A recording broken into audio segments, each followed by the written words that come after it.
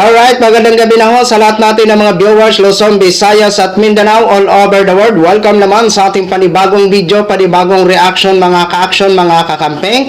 May gusto lang ho ako na i-share ho sa inyo itong tila na pikon sa isang angkor, ito si Marcoleta mga ka-action. May isa kasing interview dito, si Senator Marcoleta, no? Nauwi po ito sa mainit na debatihan. Na kung saan, no? Sinabihan pa ni Senator Marcoleta itong isang angkor na tanga. At narinig talaga ng angkor mga ka-action, mga kakampeng. Ano ba ang punot dulo nito? Kasi na naging viral po ito ang kanilang mainit na debatihan sa social media, lalong-lalo na ho sa Facebook, mga ka-action, mga kakampeng. Okay. So sa Facebook kasi mga maiksi lang ang napanood ko, more than 1 minutes, no? Dito may napanood din po ako, mahaba po ito, 3 minutes and 51 seconds. Okay? Pakinggan lang po natin ha, audio lang ho mga ka-action, mga kakampeng, para hindi ho tayo magkaroon ng violation mga ka-action. No? Ito po, panoorin po muna na, pakinggan ho muna natin kung ano ba talaga ang naging ugat, no? Bakit uminit ang kanilang debatihan. Ito po. Sen, ano ho ba ang description nung binabanggit nyo kaninang independent director? Hindi rin nyo alam. Well, may mga idea ho kami, pero mas maganda ho sa inyo nang galing yan. Yung independent director, unang-una, wala kang pagmimay-ari sa isang kumpanya. Dapat ganon. Pangalawa, wala kang kinalaman sa management. Pangatlo, kailangan wala kang relasyon by consanguinity, second degree civil affinity sa mga shareholders. Opo. Kaya dapat independent ka. Ang tungkulin mo lang kung sakaling may kakayahan kang mag-advise sa good governance, ma-protection ng mga minority shareholders. Ito kasi ang hinihingi ng Insurance Code of the Philippines.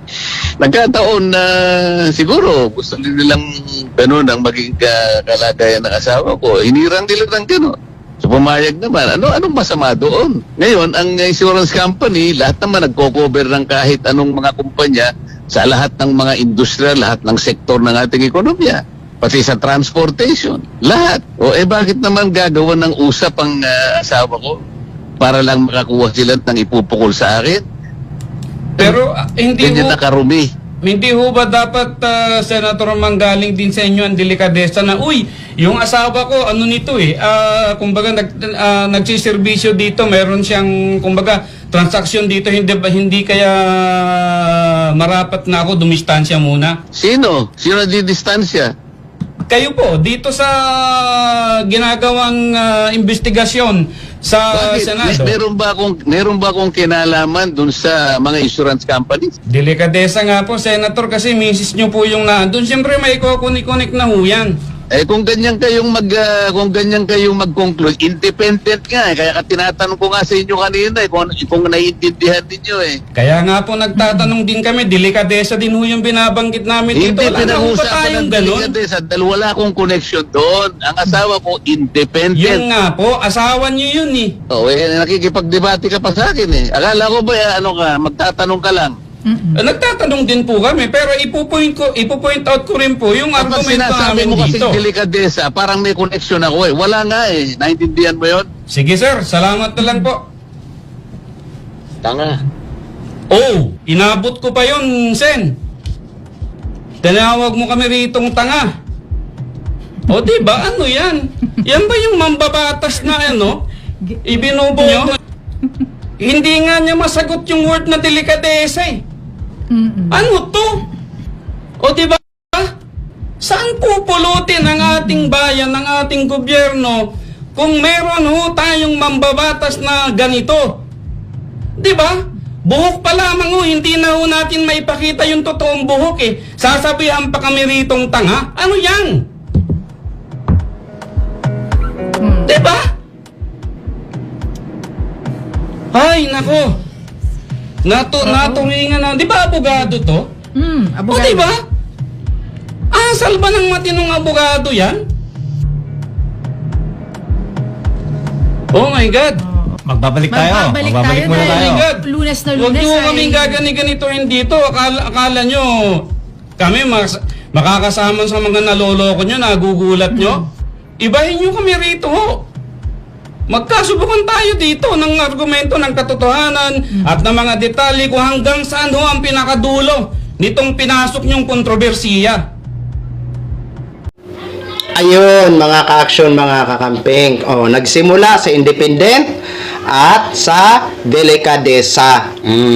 Okay. Oh, yun po, malinaw na malinaw po, no? Ang problema, pikon talaga si Senator Marcolita. Nadinig nyo naman, di ba? Yung nagpasalamat na ang anchor, no? Nasalamat na lang. Tapos, siguro, pababa na ng mic si Marcolita. Sinabihan pa niya itong tanga. O, dinig na dinig ho, mga ka-action, mga kakamping. Diba? O, itong angkor naman, ito ay siguro, opinion niya lang naman. Diba? Kaya nga sa sinasabi niya, delikadesa. Opinion niya lang siguro yan. Diba?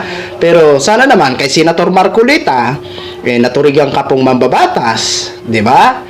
Wag naman sanang ganun. Di sana kung tapos ng interview set, di tapos na. Hindi yung magpaiwang ka pa talaga magpahabol ka pa talaga ng salita na medyo nakaka din sa amin na kasi tinuturing ka ho na mambabatas, 'di ba? At isa ka pa pong abogado, 'di ba? Oo. Yeah, dito klarong-klaro na parang napikon si Senator Marcolita sa tanong ng angkor, mga ka-action, mga kakamping. So yan po, mga ka-action, ang naging dahilan kung bakit uminit ang kanilang debatihan. Ayan, maraming salamat po sa lahat natin ng mga viewers Luzon, Visayas at Mindanao all over the world. Ako po ang inyong lingkod, si The Action Man. Good evening, everyone.